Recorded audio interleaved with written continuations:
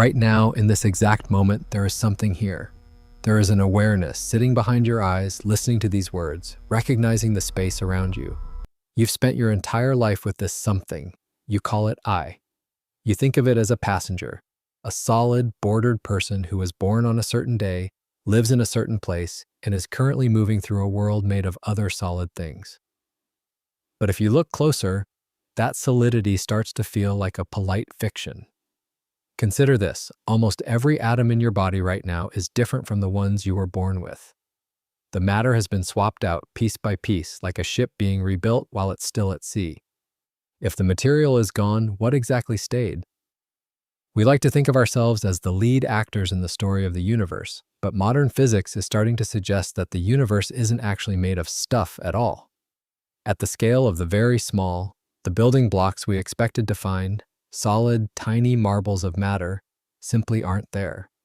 Instead, there are fields, there are vibrations, there are events that only happen when one thing touches another.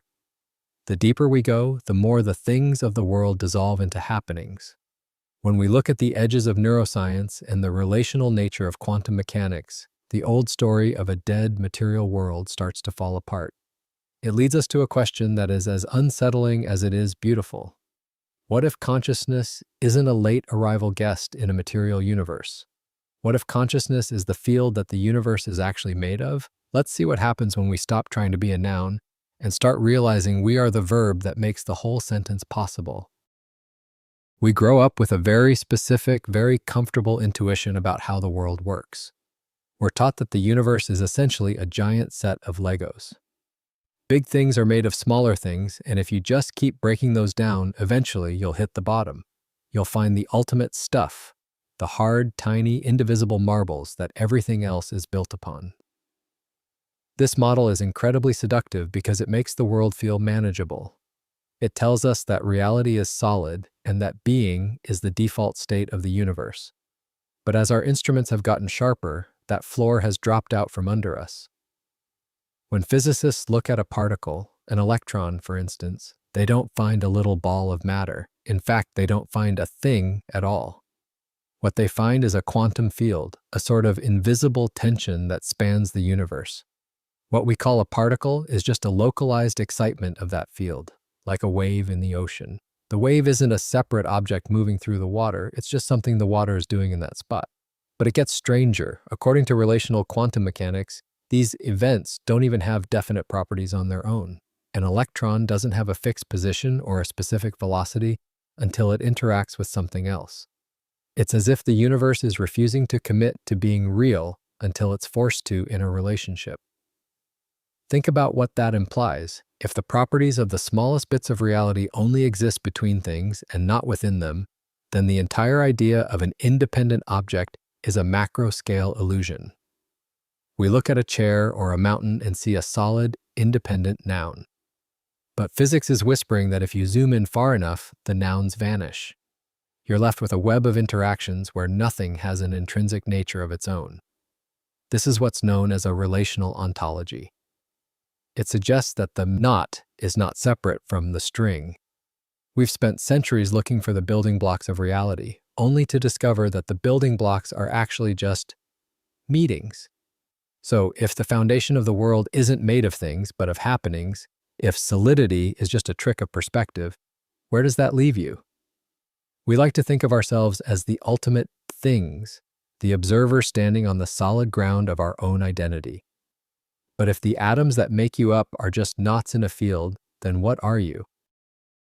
To understand how a person can be a happening rather than a thing, it helps to look at the sun.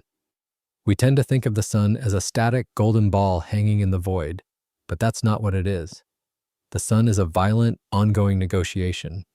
It is a massive gravitational collapse trying to crush everything inward, fighting against a nuclear explosion trying to blow everything outward. The sun is what you get when neither side wins. It is a permanent conflict, a state of tension. If the collapse stopped, the sun would vanish. If the explosion stopped, the sun would vanish. It doesn't have a process, it is the process. Now, bring that closer to home. The atoms in your body are like the water in the river. They are constantly being swapped out, breathed in, eaten, excreted. You are a temporary pocket of organization, a low-entropy miracle that is working very hard to stay organized while the rest of the universe tries to drift into chaos. You are maintaining a pattern. But here's the shift. We usually think of the pattern as something that belongs to us, like a house we live in. We think, I'm the owner of this body, and I'm trying to keep it together. But that's backwards. You are the keeping together. You are not a substance. You are a behavior of the universe. There's a quiet relief in this realization. A whirlpool doesn't have to worry about holding on to its water. The river provides the flow, and the conditions provide the shape. It exists precisely because it lets the water go. If it tried to grip the water and keep it, the flow would stop, and the whirlpool would disappear. In our culture, we are obsessed with the me, the solid, permanent self that we must defend and preserve. But if you are a process rather than an object, then change isn't a threat to your existence. Change is your existence. The river doesn't grieve when the whirlpool finally dissolves back into the flow, because the whirlpool was never separate from the river to begin with. It was just a way for the river to dance for a while. If we accept that we are more like whirlpools than marbles, we have to face a second, deeper truth. A whirlpool cannot exist without a river. This sounds obvious, but it challenges our most basic sense of identity. We tend to believe that we are internally defined, that if you stripped away the rest of the world, there would still be a core you left over.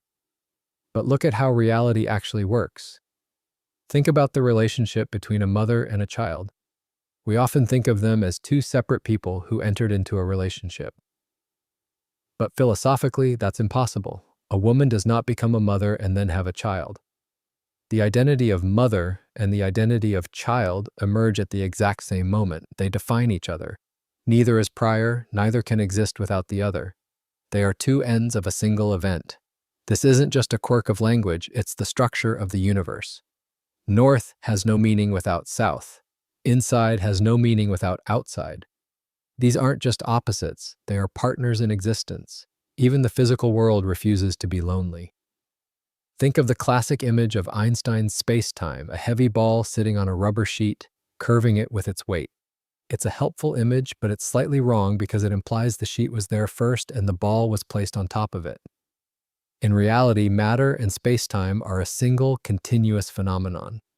Matter tells space-time how to curve, and space-time tells matter how to move. You cannot have the ball without the curve, and you cannot have the curve without the ball. They are not two things in a relationship. They are the relationship itself. Now, apply this to your own life. You didn't arrive in a world that was already finished and then begin making connections. The world you experience is actually made of those connections. Your language, your thoughts, the way your nervous system interprets light and sound, these aren't windows you're looking through, they are the threads you are woven from. We spend so much energy trying to protect the boundaries of the self, building walls between me and not me. But those boundaries are useful fictions. They're like the lines we draw on a map to separate countries. The lines help us navigate, but they aren't actually painted on the grass. When you realize that your identity is relational, that you are co-created by everything you see, touch, and love, the burden of being a separate, isolated thing starts to lift. You aren't a lonely observer trapped inside a skull, trying to figure out how to connect to the world. You are the connection. You are what the universe looks like from this particular beautiful relational angle. This brings us to the most intimate mystery of all, the I that is currently listening. Even if we accept that the body is a whirlpool and our identity is a relationship, there is still this persistent feeling of being a someone. There is a witness at the center of the storm. Where does that witness come from? To understand this, we have to look at what the brain actually does. Your brain is essentially a world-building machine. It doesn't just record reality like a camera. It constructs a model of reality. It takes in messy data, fluctuations of light, vibrations of air, and organizes them into a coherent story so that you can navigate the world without bumping into things. This modeling is happening every second, usually beneath your notice. But as our brains became more complex, something strange happened. The modeling didn't just stop at the external world. Eventually, the system ran out of outside things to map and began modeling itself. Imagine a video camera plugged into a television, and then you point that camera at the screen. Suddenly, you get an infinite tunnel of images, a strange loop where the output becomes the input. Consciousness may be exactly that, the sensation of a system catching its own tail. When the brain's model of the world became complex enough to include the modeler, the I was born. It's important to see that this doesn't make the self fake. A whirlpool is real, even if it's a process. A melody is real, even if it's just vibrations in the air. The I is real, but it's a recursive event.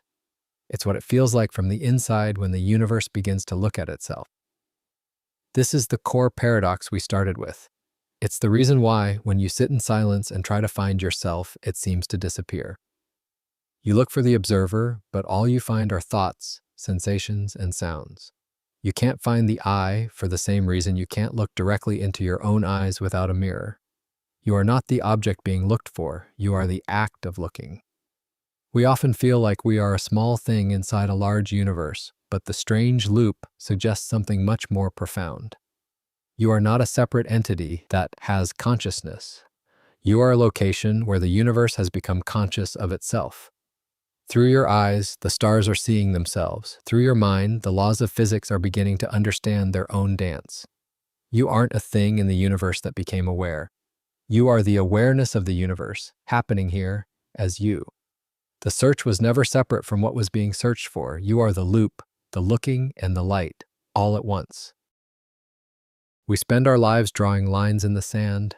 We mark the moment of birth as a beginning and the moment of death as an end, and we treat the space between them as a solid, finite story. But if you look at those lines with the eyes of a physicist or a philosopher, they begin to soften. Where did you actually begin? Was it at the first breath, at the moment of conception, or was it billions of years ago, in the heart of a dying star where the atoms of your body were first forged? The truth is, the line is something we draw for convenience. It isn't a wall we found in nature, it's a boundary we created so we could tell a story. There is a concept in physics called the block universe, which suggests that time doesn't actually pass the way we think it does. Instead, every moment, past, present, and future, exists simultaneously, like a landscape that is already there even when you aren't looking at it. In this view, you aren't a flickering candle that is here 1 second and gone the next. You are a four-dimensional shape, a long, beautiful event stretching from the conditions that made you possible to the legacy your dissolution leaves behind. You are not a being in the universe trying to find your place in it. You are the universe happening right here, right now, in this specific, temporary, and remarkable configuration. The separation was always an illusion, a useful trick of the light.